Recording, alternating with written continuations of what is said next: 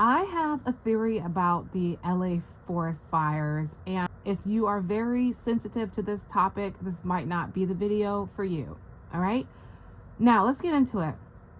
I feel like these fires were set purposefully, and I have some things to back up my theory.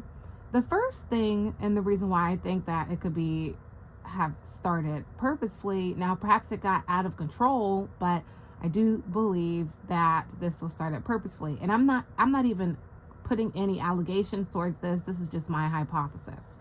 So reason one why I pose this theory is because a lot of the insurance, fire insurance, was canceled in the last few weeks specifically, which I think is odd that, insurance is so hard to claim, even if they didn't cancel it, when you're paying for it so that you can have protection, and when you need it, they cancel. So I think that that's weird. I also think it's strange because apparently the mayor defunded the fire department $17.5 million. All right. So that's strange to me as well, to say the least. Now, the other reason why I am posing this theory is because of the Diddy trials. And now Jay-Z is also caught up in this stuff. So I think that it's awfully convenient that a lot of potential, perhaps alleged evidence, and all of the charges against Diddy and Jay-Z are allegations, isn't that weird, against the Shawns, are alleged. And with that being said, though, a fire is a really great way to hide evidence. So I just think that it's awfully convenient, and there's a lot of potential profit that could potentially go along with this. So that's why I think that these fires were purposefully set. And I have some videos I found from TikTok. I thought I saved more, but looks like I only saved like 2, so I'll add those as well. But yeah, I think that it's also convenient because they can run the game back again. Because I'm not saying that this is not the case, because I also have an opposing theory as well to this. But they also have the Bible to reference. So they know that some people are going to attribute this to like Sodom and Gomorrah, or like one of these biblical stories, and they're going to attribute what's going on there to that. So then that those people can go underground for a little bit and come back, because people will just assume that everything's right in the world, because things will start to appear differently, and people are getting their karma or whatever, and then they just stay a little bit underground for a while and come back with a vengeance, and people will be none the wiser, and then it'll happen all over again. So that's also a potential thing. Another interesting point that I wanted to pose is I had a dream yesterday night, and it was like scary. So, but like in the dream, I wasn't scared, but watching it, it was super intense. When I woke up, I like jumped up out of bed. So yeah, so I was, in my house or whatever, and everyone was just like everywhere. It was like my parents, my siblings, me, whatever. And then like fire started, but it was like fire bombs were coming from the sky type stuff. And like everything was on fire. So then I yelled like, everyone in the basement now. So then we all like ran into the basement, and then like so the fire was happening, but then all of a sudden it switched to like hurricane type stuff. Like it was like, all I can say is it was like water and wind, like crazy. So then I did like this like hand gesture, but then somehow my hand gestures blew the door off the hinges. So that was crazy. And then my mom was like, oh no, you should try something different, whatever. But then thankfully, somehow the water did not get into the basement. Like, we were all fine. And then, like, some time had passed. We were still in the basement. The door was still gone. And then my mom came back and she had these 4 young children, and we just like gave them hugs. And my mom was like, hey guys, here's my new grandbabies. And then we all just like gave them hugs. And I asked the one child, like, I was like, has it been a long time since you've had a hug? And he just said yes. And we did like a assembly line so that they could get hugs. And then I like woke up. It was crazy. So then in my me recalling the dream, something said on the door to put sand on the inside of the door and on the outside of the door. Because at first the thought to put sandbags on the out and the inside of the door came into my mind. And then another thought was like, put sandbags on the inside of the door and on the outside of the door. So hopefully I won't need to use that. And though I will certainly be going to get sandbags. I will certainly be going to do that. So yeah, it's just a lot going on. Everyone stay safe out there. Keep your head on a swivel and, do your best to be the best you can be, no matter where you are in this situation.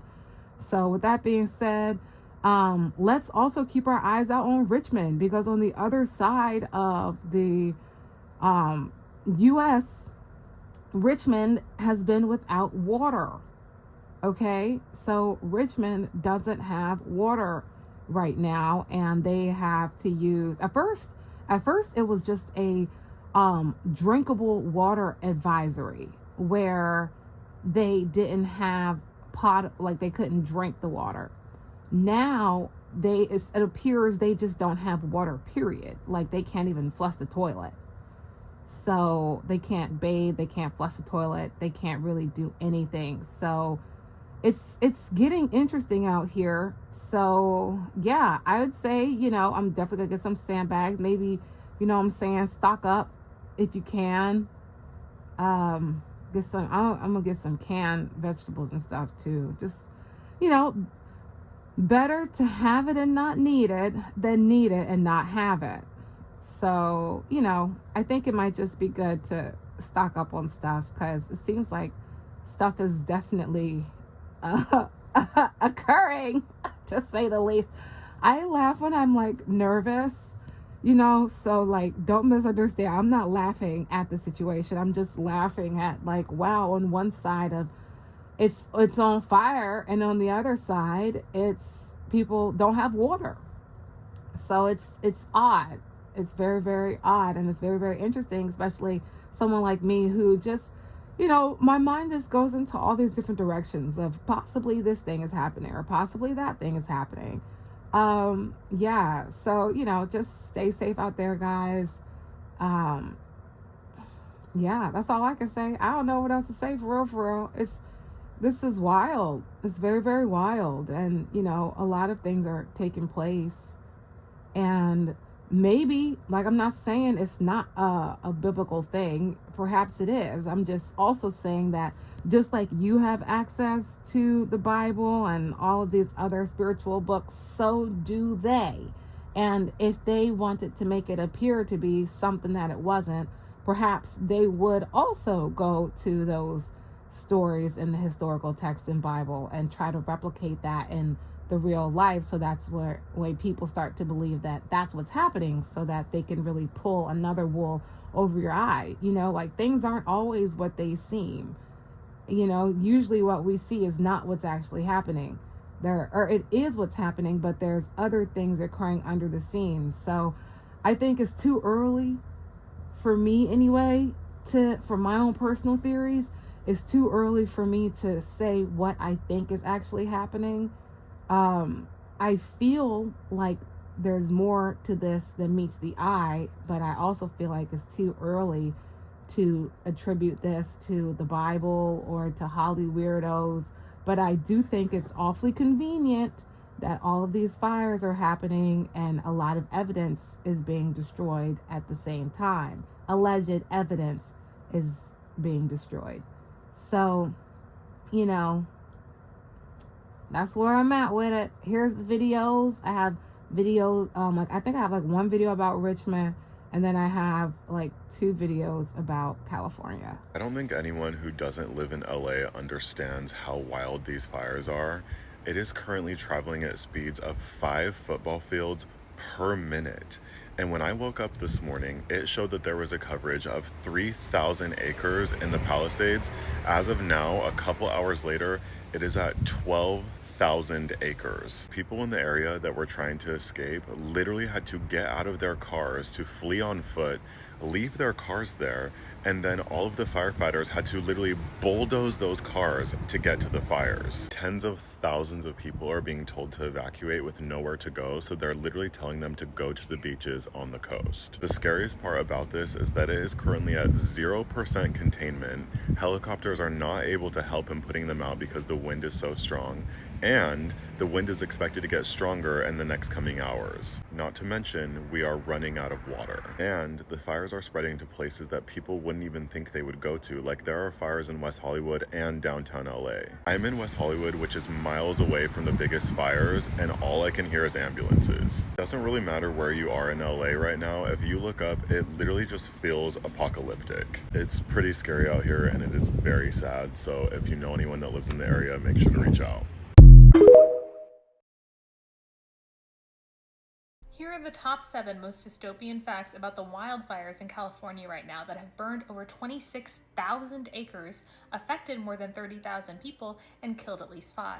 Number 1, insurance companies canceled fire coverage for thousands of residents ahead of these fires, so now people who have lost literally everything will get no compensation. Number 2, a huge portion of the first responders are actually prison inmates who will earn $5.80 to $10.24 a day to risk their lives performing literal slave labor. Number 3, despite wildfires being common in California and worsening in recent years due to climate change, the fire response was still grossly unprepared.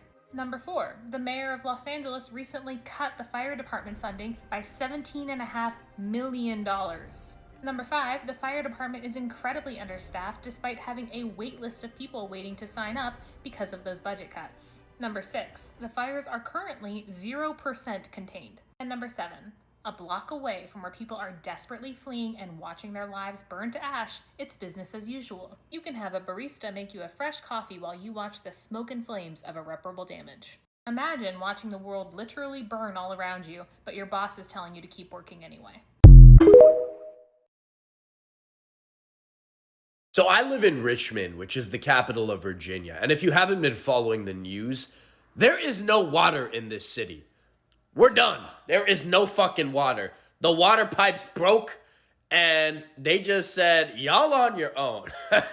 Good luck. So what's the first thing that people have been doing? Number 1, panicking and buying all of the water supply at every grocery store in Richmond. You cannot walk into any grocery store anymore in Richmond and buy a bottle of water. You can't.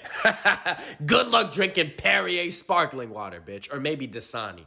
No one gonna touch the Dasani, though. Number 2, since there is no water supply, you cannot flush your toilet. You get 1 free flush, and that's it. So for the people who use the bathroom once, flushed, and can't flush anymore, you're fucked.